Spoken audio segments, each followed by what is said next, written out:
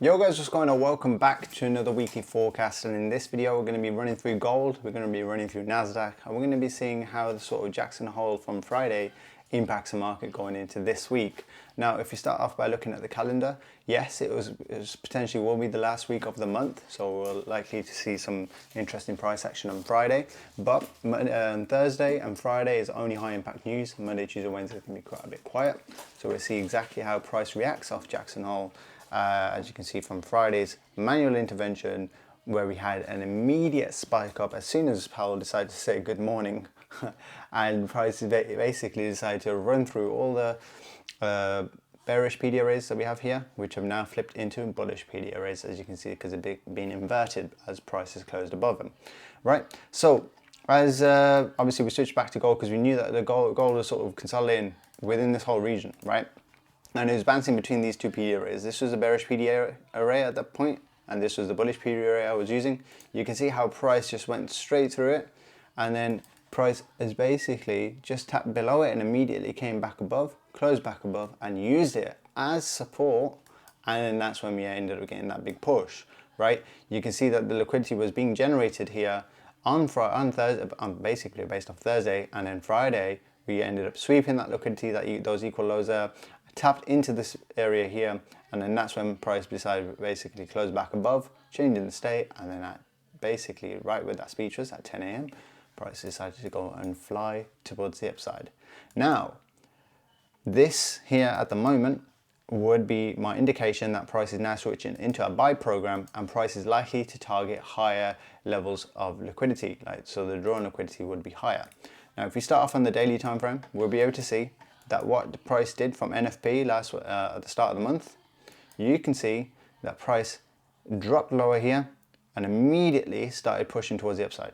This whole move here was only just the retracement, right? You could start using these PD arrays. If you mark the higher time frame PD arrays on your chart and then just trade off them, knowing that price is now in a discount, knowing that price should now turn around here, we just need to see that confirmation, right? And we ended up getting that with the Friday, and potentially you could even say on Wednesday, 20th of August, that bullish move there. Now, price is now trading into this bearish PD array, right? And we could say that, oh no, but price is just giving a pullback on this move and it potentially could fall back down. Yes, but we need to see confirmations of that. And in order to see those confirmations, we then start dropping down in the 1 hour time frame. You can see these levels. And I have said that we have a bearish PD array. We're currently in there. Look, price is currently respecting this, right? So you wouldn't want to be buying here, right? We would want to be buying at these levels of support. As you can see here, this inverted range, you can see that price tapped it, dropped down, tapped it again, dropped down, tapped it again, dropped down, which is a very key level, right, where price is using. Yes, you could say that, yo, why don't you just use this imbalance here, right? But the thing is, we don't know how price is going to react off that. But you can see that with this imbalance that we have here is linked up with this imbalance, which makes this area here a key point of interest, right? So that's how I narrow down my point of interests. The same thing could have gone around here, right? Where you could have basically marked this whole NFP range and said, whenever it taps into it, I'm going to buy, right? So yes, you would have got that reaction there. However, look at price coming back down into the middle of this range, which is also this inverted range that we have here, where price was using it here, bounced off, tapped it, push up. You know, it's a very key level. You want to use levels that have been used before, because it tells us that, okay, this area, this price point is quite significant. Now, going into this week, as I was saying, this potentially could be a market maker buy model. You can see how original consolidation here. Look how these highs weren't collected, right? We have tap, tap, tap, tap, tap, and the market just fell down, right? So this could be the sell side of the curve of a market maker buy model. And this could potentially now be the buy side of the curve, where price goes back to the original consolidation and potentially higher. Now, we've already said this multiple times. If you look on the monthly time frame, if I then just do this, you could see that price is generating loads of liquidity on the monthly time frame, right? We have low, low, low, low, low. None of the lows have been taken out in the monthly. And again, here you can potentially say none of the highs have been taken out yet, right? I have a feeling that they might be taken out very soon with this market maker buy model. If we drop back down to that 1 hour time frame and show you where price could be going, if this is a retracement you could potentially say that price has already started its push up here. It's now retraced into a mini sell, a market maker buy model, as you can see, like so. And potentially could be going back up there and back up towards this high there, which is at 34, 37 high. And then we have another high, which is above that. Now these are monthly highs. This is the July high, if I can get it to tab there. That's the July high there. And then we have the June high, which is there. So these are monthly highs very close together, right? So when price starts pushing up here, we want to see exactly how price reacts. And as this is only valid as long as these boxes stay intact, right? As long as price fails to close below them, or just like hangs around them and just doesn't displace through them, as you can see that this just hanged around there and immediately bounced back up, right? It didn't displace down below and then come back up and then like do one of those ones, because price would have used that as resistance to attack the prior monthly low, right? But at the moment, price is tapped into this.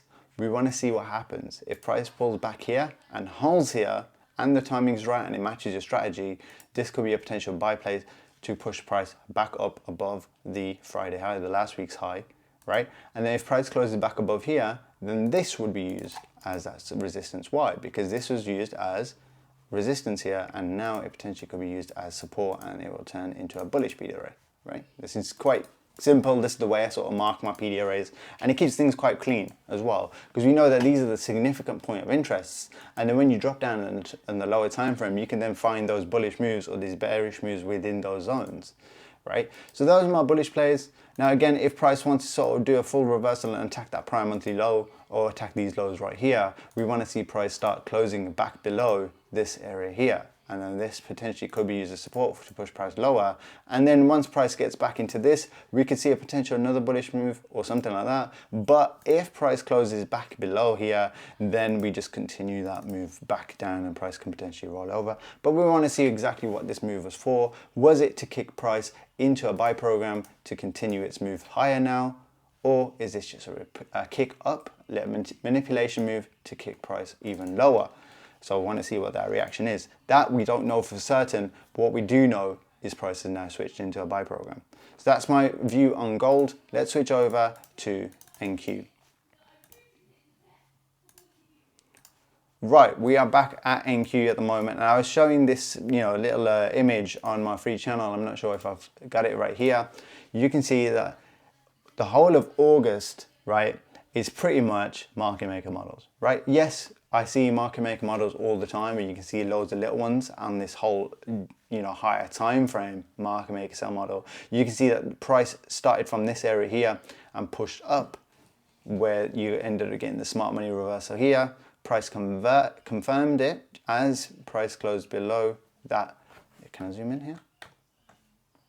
As price closed below this PD array right there, and then price ended up falling back down to the original consolidation, that was this market maker model done, right? And then we are now kicking into another potential market maker buy model where price will go back up. This is how the markets tend to move. This is like riding the waves, and as long as you can see this in certain sort of scenarios and anticipate this happening, then my friend, you'll sort of have a great time when it comes to trading. Now, at the moment, what was price doing on NQ? It was holding on this area here. Look, this is a fair value gap that I marked, right? It was used as support, pushed price up. It was used as support, pushed price up. Price immediately slammed straight through it, right? When it slammed straight through and closed below, what was it used as? It was used as resistance, heavy resistance, right? And the price couldn't get back above this. I was buying here. I remember there was a move. I bought this and price went back into the range, and it failed to take out those equal highs, right? And I knew that price could potentially be a range day, because on Tuesday, Wednesday, we had the biggest drop. No, it's not the biggest drop, but we had a very big drop from Tuesday, Wednesday. And then we knew that, Thursday, Friday would potentially be chopped back into this sort of weekly range, right? And then what was Friday used? Price was tapping this area here again, right? If price failed to close back above this area, price would have rolled down to attack the drawn liquidity, which are these lows here, as you can see, and then potentially back down to this monthly low that we have right there, right? But price didn't do that. immediate pump towards the upside, confirming that price is now back into a buy program, which price could potentially start targeting these highs. All the guy said was we may lower some rates in September, right? Which is why price is kicking back towards the upside. Now price has closed back above this. This is now your key level of support, right? It should be used as support, right? You have many breaker blocks, all those patterns, right? All those order blocks and all that good stuff, yeah? However, if it's also in a point of interest, then you're loving it, because it's also, more confirmed in a way. It's got more strength, more higher probability. Now you could potentially say, yo, I'm going to be using this imbalance right here, right? Potentially you could say that this is the only part that's unfilled, right? Which is fine. This little range here can be your high probability, like sort of high, low risk buy, as you can say. But you can also potentially use this fair value gap and drag that across and say that, yo, okay, this fair value gap was holding price down, but once price closed out of it, this has now become an inverted fair value gap. Okay, so it becomes a bullish one. So now if price falls back into both of these areas, you can't have this point of interest there, you have this inverted fair value gap there, then price could potentially bounce back off it and push higher. Why? Why are we targeting higher prices, you may ask? Is because we still have all of this liquidity. As you can see, it's trend line liquidity. And price is now tapping back into that trend line, and you can see it's getting that sort of little rejection right there. And price could potentially start attacking all of these, liquidity points right here. We got all those highs that you can see that have not been taken. Price engineers this stuff, and I want you guys to look at the market in a different way by saying that, oh man, I wish I took that trade, or oh, I missed that trade, damn it man, price was continued the whole way down. But you can look at the market like that, or you can look at price may come back to that level, right? It may be just engineering liquidity, and you can get ready to come back to it. That's exactly how the market moves. It generates liquidity just to come back and take it. You can see that all of this was engineered. What did price do? Pull back down, and then where did it go? Even higher. Now all of this move, what did it do? Engineer it to come back to take it. Now where's it gonna go? It's gotta go to the upside, because the engineered liquidity has now been collected. Apologies. Now we have this bearish PD array, right, which is holding price. If price closes above this, I expect this to be held as support and for price to continue pushing up. This is why at times price doesn't give you that full pullback and price just keeps running, and you're like, yo, how do I get involved, man? It's not even giving me a pullback. And this is where, when we get these sort of moves, who's trying to get involved? Sellers. Sellers are trying to go short in all of these places, and then they're trying to put their stop loss above their high, and they think that, yes, now the market's going to give me that pullback, I'll be able to get in the buy, but they'll start selling, not knowing that this market has not flipped yet. It's still in a buy program. Once price is still in a buy program, it will keep going no matter what until it meets its target, right? I'm not sure if you heard me on that one. Market will not stop until it reaches its target. You can see from here, this low, price retraced, right? Buyers could potentially be getting in on this level. Yes, maybe short term they might be making their money. Fair enough, trading, you can make your money in any position, right? But once it started closing below here and price is dropping down, you think buyers are not getting in, trying to say that, yes, this is the low. Yes, we've caught the low. Yes, we've caught the low. Okay, fair enough, on this one, they did catch the low, but you get my point. Why? Because price is clear that low, and it's a higher probability of the price turning around. It did kind of potentially, you could say, it came back to entry if people got in, but then price confirmed it. So this is where I'm trying to say that price action will tell us if this will be used as support. Price needs to close back up outside it. It can potentially be used on Monday as support to push price higher, and then you have these highs as your liquidity collection points, right? And then where's your original consolidation for this whole move? Well, it won't be the prior weekly high, it'd be the weekly high before that that's not collected, the 13th of August high, right? And then that is your key point. And where are we now? We're back at all-time highs again. And then potentially you can go even higher, but then I use the main key numbers as our levels of support, like the institutional levels. But that's pretty much it, man. I hope you guys enjoyed, took some value from this weekly forecast. I try to drop as much as I can because I only get to see, I get to speak to you guys once a week. So hope you guys enjoy it. The link was in the description for the free channel. Please be sure to check that out. If you wanted to get involved in VIP, try to follow my trades, all of that is all there as well. But if you guys enjoyed, don't forget to like, comment, subscribe. It's been Oasis FX. Peace out.